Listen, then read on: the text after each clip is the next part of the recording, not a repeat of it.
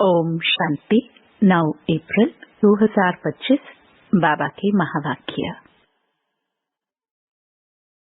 मीठे बच्चे, हर एक की नब्ज देख पहले उसे अलफ का निश्चय कराओ, फिर आगे बढ़ो। अलफ के निश्चय बिना ज्ञान देना टाइम वेस्ट करना है। प्रश्न: कौन सा मुख्य एक पुरुषार्थ स्कॉलरशिप लेने का अधिकारी बना देता है? उत्तर: अंतर्मुखता का। तुम्हें बहुत अंतर्मुखी रहना है। बाप तो है कल्याणकारी, कल्याण के लिए ही राय देते हैं।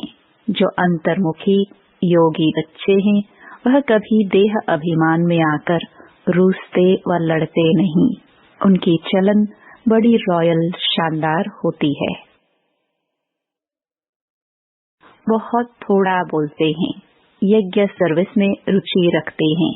वह ज्ञान की ज्यादा टिक टिक नहीं करते, याद में रहकर सर्विस करते हैं। ओम शांति। अक्सर करके देखा जाता है, प्रदर्शनी सर्विस के समाचार भी आते हैं तो मूल बात जो बाप के पहचान की है उस पर पूरा निश्चय न बिठाने से बाकी जो कुछ समझाते रहते हैं वह कोई की बुद्धि में बैठना मुश्किल है।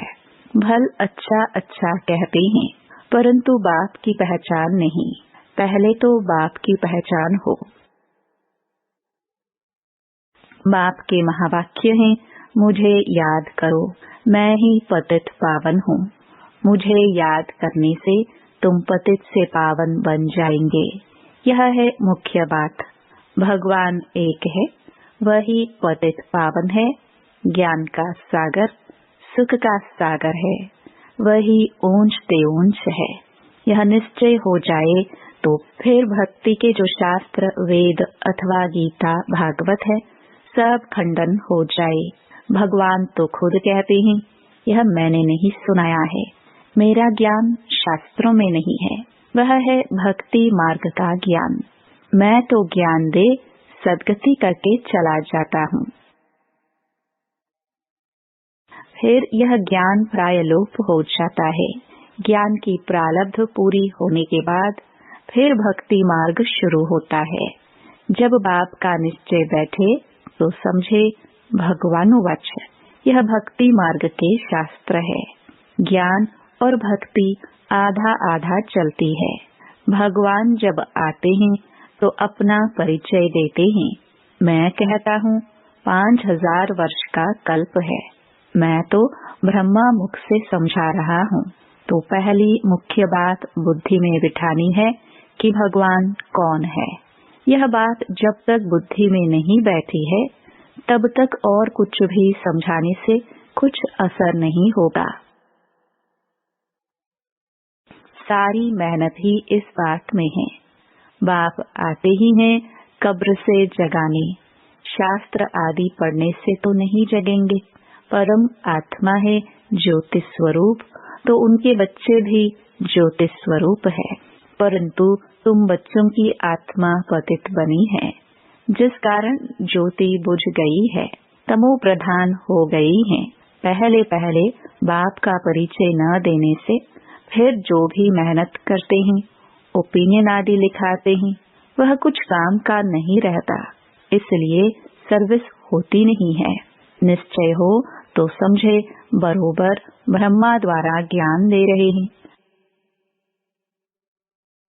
मनुष्य ब्रह्मा को देख कितना मूंझते हैं, क्योंकि बाप की पहचान नहीं है।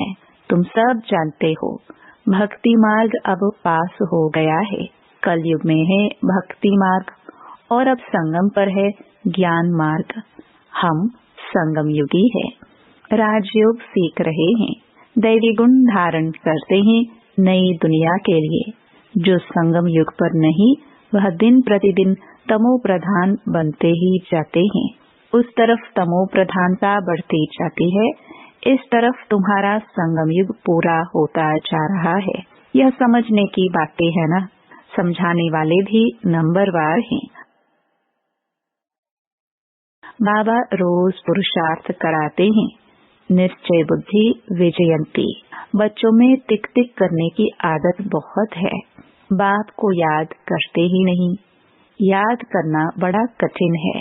बाप को याद करना छोड़ अपनी ही टिक टिक सुनाते रहते हैं। बाप के निश्चय बिगड़ और चित्रों तरफ बढ़ना ही नहीं चाहिए। निश्चय नहीं तो कुछ भी समझेंगे नहीं। अलफ का पहचान नहीं तो बाकी बे में जाना टाइम वेस्ट करना है। किसकी नब्ज को जानते नहीं। ओपनिंग करने वाले को भी पहले बाप का परिचय देना है। यह है ऊंच से ऊंच बाप ज्ञान का सागर। बाप यह ज्ञान अभी ही देते हैं। सतयुग में इस ज्ञान की दरकार नहीं रहती। पीछे शुरू होती है भक्ति। बाप कहते हैं जब मेरी निंदा पूरी होने का समय होता है तब मैं आता हूँ। आधा कल्प उन्हों को निंदा करनी ही है जिनकी भी पूजा करते ऑक्यूपेशन का पता नहीं। तुम बच्चे बैठ समझाते हो परंतु खुद का ही बाबा से योग नहीं तो औरों को क्या समझा सकेंगे। भलसे बाबा कहते हैं परंतु योग में बिल्कुल रहते नहीं तो विक्रम भी विनाश नहीं होते हैं। धारणा नहीं होती है। मुख्य बात है एक बाप को याद करना। जो बच्चे ज्ञानी तो आत्मा के साथ साथ योगी नहीं बनते हैं उनमें देह अभिमान का अंश जरूर होगा। योग के बिगड़ समझाना कोई काम का नहीं। फिर देह अभिमान में आकर किसी न किसी को तंग करते रहेंगे। बच्चे भाषण अच्छा करते हैं तो समझते हैं हम ज्ञानी तो आत्मा है। बाप कहते हैं ज्ञानी तो आत्मा तो हो परंतु योग कम है। योग पर पुरुषार्थ बहुत कम है। बाप कितना समझाते हैं चार्ट रखो। मुख्य है ही योग की बात।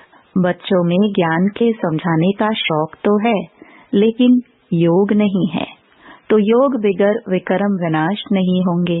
फिर पद क्या पाएंगे। योग में तो बहुत बच्चे फेल है।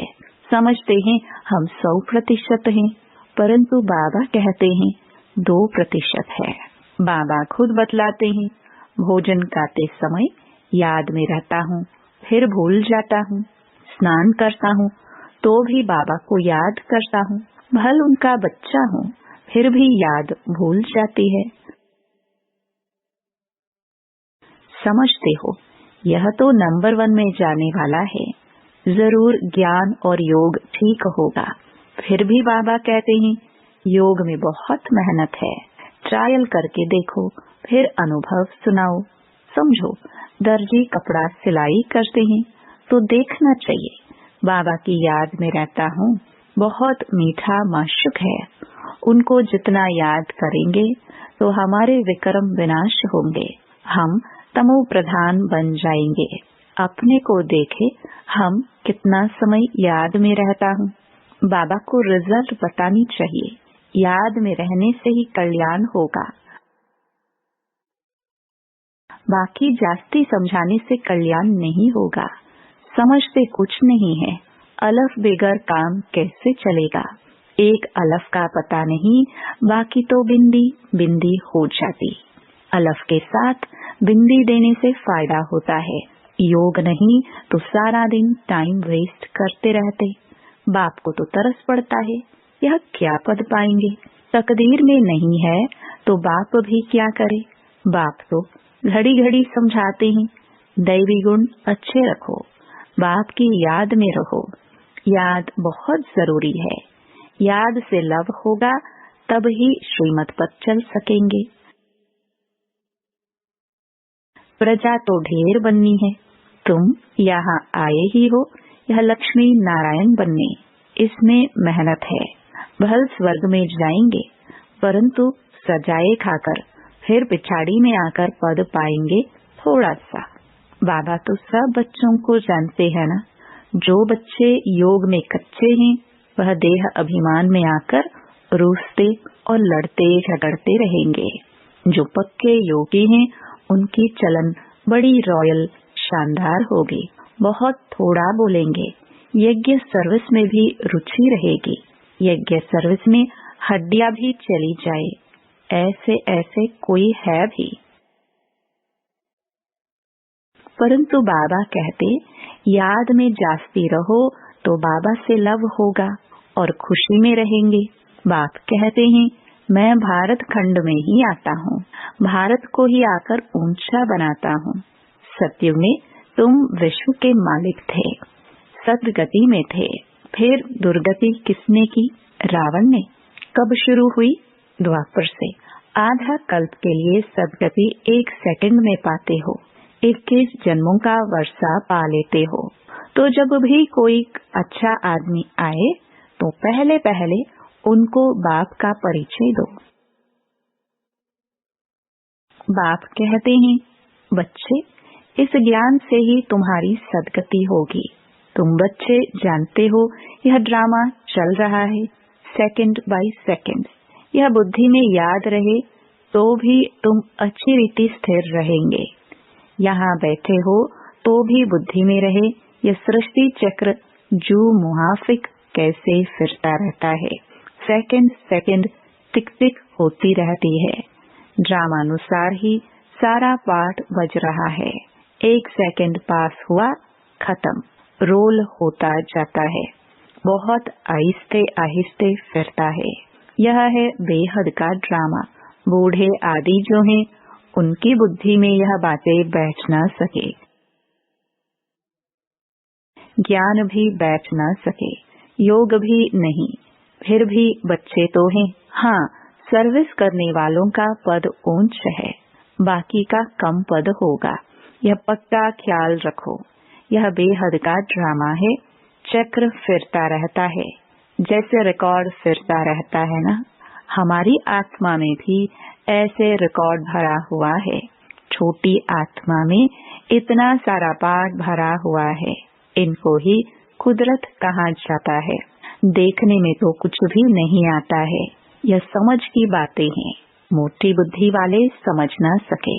इनमें हम जो बोलते जाते हैं टाइम पास होता जाता, फिर 5000 वर्ष बाद रिपीट होगा। ऐसी समझ कोई के पास नहीं। जो महारथी होंगे वह घड़ी घड़ी इन बातों पर ध्यान देकर समझाते रहेंगे। इसलिए बाबा कहते हैं पहले पहले तो गांठ बांधो बाप के याद की। बाप कहते हैं मुझे याद करो।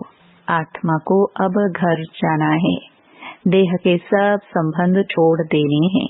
जितना हो सके बाप को याद करते रहो। यह पुरुषार्थ है गुप्त। बाबा राय देते हैं, परिचय भी बाप का ही दो। याद कम करते हैं तो परिचय भी कम देते हैं। पहले तो बाप का परिचय बुद्धि में बैठे, बोलो अब लिखो बरोबर वह हमारा बाप है। देह सहित सब कुछ छोड़ एक बाप को याद करना है। याद से ही तुम तमो प्रधान से सतो प्रधान बनेंगे। मुक्ति जीवन मुक्ति धाम में तो दुख दर्द होता ही नहीं। दिन प्रतिदिन अच्छी बातें समझाई जाती हैं। आपस में भी यही बातें करो। लायक भी बनना चाहिए ना। ब्राह्मण होकर और बाप की रूहानी सेवा न करे तो क्या काम का। पढ़ाई को तो अच्छी रीति धारण करना चाहिए। बाबा जानते हैं बहुत हैं जिनको एक अक्षर भी धारण नहीं होता है। यथार्थ रीति बाप को याद करते नहीं हैं। राजा रानी का पद पाने में मेहनत है। जो मेहनत करेंगे वही ऊंच पद पाएंगे। मेहनत करे तब राजाई में जा सकते। नंबर 1 को ही स्कॉलरशिप मिलती है। यह लक्ष्मी नारायण स्कॉलरशिप लिए हुए हैं। फिर हैं नंबर वार। बहुत बड़ा इम्तिहान है ना। स्कॉलरशिप की ही माला बनी हुई है। 8 रतन है ना। 8 हैं, फिर है 100, फिर है 16,000। तो कितना पुरुषार्थ करना चाहिए माला में पिरोने लिए। अंतर्मुखी रहने का पुरुषार्थ करने से स्कॉलरशिप लेने के अधिकारी बन जाएंगे। तुम्हें बहुत अंतर्मुखी रहना है। बाप तो है कल्याणकारी, तो कल्याण के लिए ही राय देते हैं। कल्याण तो सारी दुनिया का होना है, परंतु नंबरवार है। तुम यहाँ बाप के पास पढ़ने लिए आए हो। तुम्हारे में भी वह स्टूडेंट अच्छे हैं जो पढ़ाई पर ध्यान देते हैं, कोई तो बिल्कुल ध्यान नहीं देते हैं। ऐसे भी बहुत समझते हैं जो भाग्य में होगा। पढ़ाई की एम ही नहीं है तो बच्चों को याद का चार्ट रखना है। हमको अब वापस घर जाना है। ज्ञान तो यहाँ ही छोड़ जाएंगे। ज्ञान का पाठ पूरा हो जाता है। आत्मा इतनी छोटी, उनमें कितना पाठ है। वंडर है ना। ये सारा अविनाशी ड्रामा है। ऐसे ऐसे भी तुम अंतर्मुखी हो, अपने से बातें करते रहो तो तुमको बहुत खुशी हो कि बाप आकर ऐसी बातें सुनाते हैं कि आत्मा कब विनाश नहीं होगी। ड्रामा में एक एक मनुष्य का एक एक चीज का पाठ नोंधा हुआ है। इनको बेअंत भी नहीं कहेंगे। अंत तो पाया है, परंतु यह है अनादि। कितनी चीजें हैं। इनको कुदरत कहे। ईश्वर की कुदरत भी नहीं कह सकते। वह कहते हैं हमारा भी इसमें पाठ है। अच्छा, मीठे मीठे सिखिलदे बच्चों प्रति माता पिता बाप दादा का याद प्यार और गुड मॉर्निंग। रूहानी बाप की रूहानी बच्चों को नमस्ते। धारणा के लिए मुख्य सार। पहला, योग में बहुत मेहनत है। ट्रायल करके देखना है कि कर्म में कितना समय बाप की याद रहती है। याद में रहने से ही कल्याण है। मीठे मास्टर को बहुत प्यार से याद करना है। याद का चार्ट रखना है। दूसरा, महीन बुद्धि से इस ड्रामा के राज को समझना है। यह बहुत बहुत कल्याणकारी ड्रामा है। हम जो बोलते हैं वह करते हैं, वह फिर 5000 वर्ष बाद रिपीट होगा। इसे यथार्थ समझ खुशी में रहना है। वरदान, अपने श्रेष्ठ जीवन द्वारा परमात्म ज्ञान का प्रत्यक्ष प्रूफ देने वाले माया प्रूफ भव। स्वयं को परमात्म ज्ञान का प्रत्यक्ष प्रमाण व प्रूफ समझने से माया प्रूफ बन जाएंगे। प्रत्यक्ष प्रूफ है आपकी श्रेष्ठ पवित्र जीवन। सबसे बड़ी असंभव से असंभव होने वाली बात प्रवृत्ति में रहते पर वृत्ति में रहना। देह और देह की दुनिया के संबंधों से पर न्यारा रहना। पुराने शरीर की आंखों से पुरानी दुनिया की वस्तुओं को देखते हुए न देखना, अर्थात संपूर्ण पवित्र जीवन में चलना। यही परमात्मा को प्रत्यक्ष करने व माया प्रूफ बनने का सहज साधन है। स्लोगन, अटेंशन रूपी पहरेदार ठीक है तो अतीन्द्रिय सुख का खजाना खो नहीं सकता। अव्यक्त इशारे, कंबाइंड रूप की स्मृति से सदा विजयी बनो। बाप को कंपेनियन तो बनाया है, अब उसे कंबाइंड रूप में अनुभव करो और इस अनुभव को बार बार स्मृति में लाते लाते स्मृति स्वरूप बन जाओ। बार बार चेक करो कि कंबाइंड हूँ, किनारा तो नहीं कर लिया। जितना कंबाइंड रूप का अनुभव बढ़ाते जाएंगे उतना ब्राह्मण जीवन बहुत प्यारी मनोरंजक अनुभव होगी। ओम शांति।